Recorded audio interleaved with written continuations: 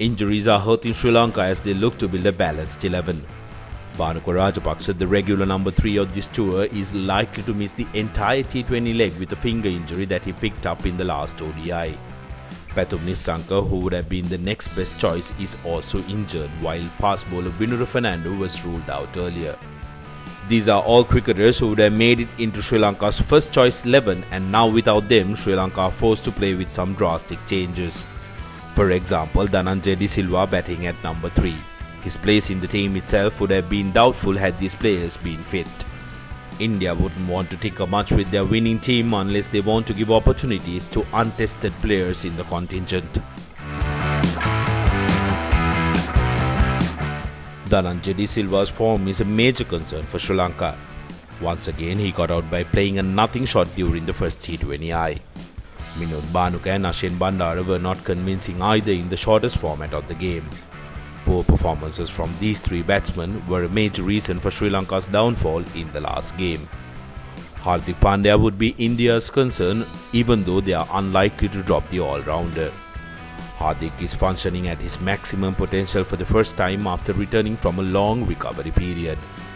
They will not want to hamper the confidence of their premier all-rounder by dropping him as the World T20 draws closer.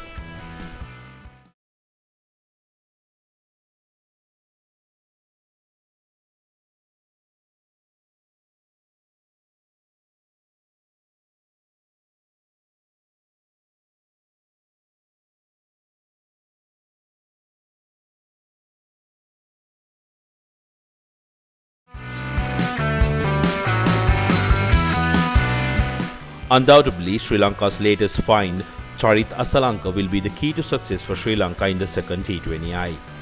He played a gem of a knock in the first T20I, scoring 44 of just 26 deliveries.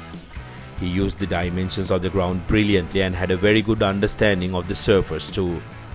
The elegant left-hander might also get a promotion up the order ahead of DDS. For India, what a run that stylish right-hander Surya Kumar Yadav is having. He is in red-hot form with his last 6 international innings reading 3 50s and a 40. He will be a treat to watch in the games to come. Sri Lanka will look to make a couple of changes with Ashin Bandara, who looked lost at the crease, making way for Sadira Samaravikrama, while Akila Dhananjaya, who was quite expensive in the last game, will likely make way for Praveen Jayavikrama. Sadira may take up that number 3 position from DDS, pushing him down to number 5. India, as mentioned earlier, would most likely be unchanged. They got a great balance between bat and ball and will give guys like Prithvi Shaw and Sanju Samson, who failed to impress in the last game, another go.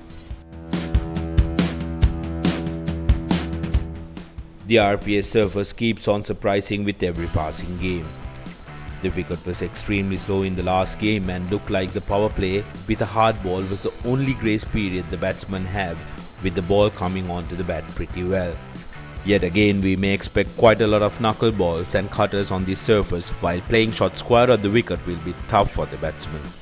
Rain remains to be a concern in Colombo, but the late nights have been a safe time with minimal threat of showers.